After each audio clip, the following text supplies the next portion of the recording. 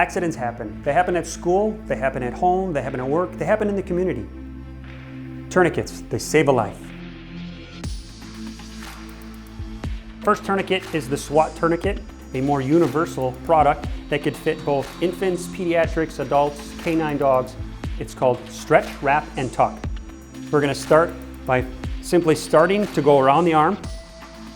You wrap it around one more time, fairly loosely, just to catch it on itself, and then you pull so you can get ovals into circles or diamonds into squares. And you go around one more time, and then you pull as hard as you can. You cannot make a tourniquet tight enough.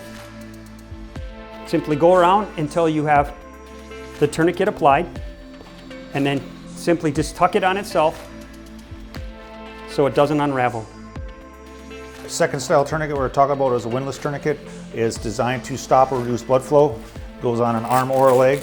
You want it at least 2 to 3 inches above that site. Tourniquet Velcro initially to be snug, wrapped around. Take the windlass stick, turn it, it doesn't matter which way, and you will notice the reduction in blood flow.